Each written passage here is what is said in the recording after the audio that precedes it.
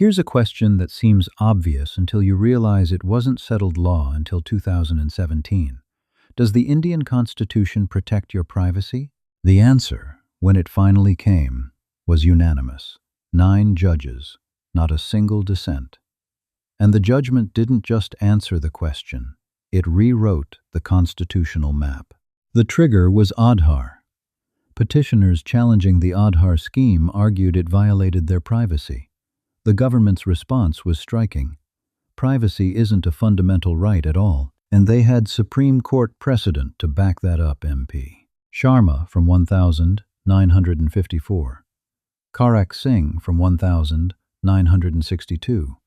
Both had, at least in part, denied that privacy was constitutionally protected. So a 9-judge bench was convened specifically to settle the foundational question before the Aadhaar challenge could proceed.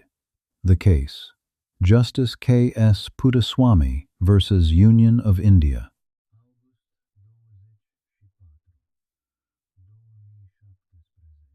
Unanimous. All 9.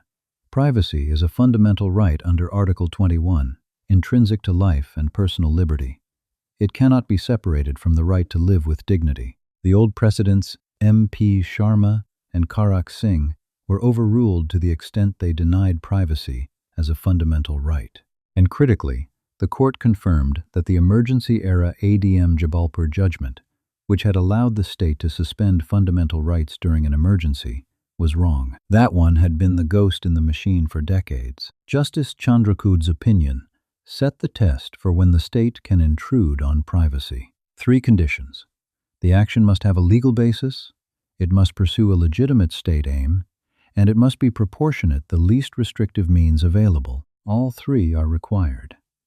One failure is enough to invalidate the intrusion. The court identified 9 dimensions of privacy: bodily integrity, personal information, informational privacy, spatial privacy, your home, communicational privacy, decisional autonomy over life choices, proprietary privacy, intellectual privacy, and associational privacy.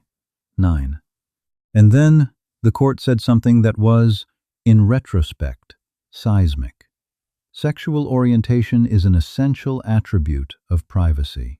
The earlier judgment in Suresh Kushal, which had upheld Section 377 and criminalized same-sex relationships, was in the court's words wrongly decided.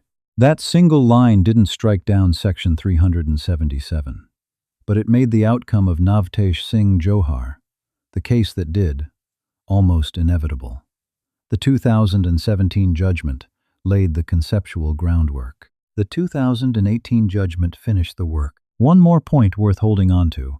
The court explicitly rejected the idea that privacy is an elitist concern. Every individual, regardless of economic class, is entitled to the dignity that privacy protects. That matters, because the challenge to Aadhaar was always partly framed as, the poor have no choice but to give up privacy for welfare access.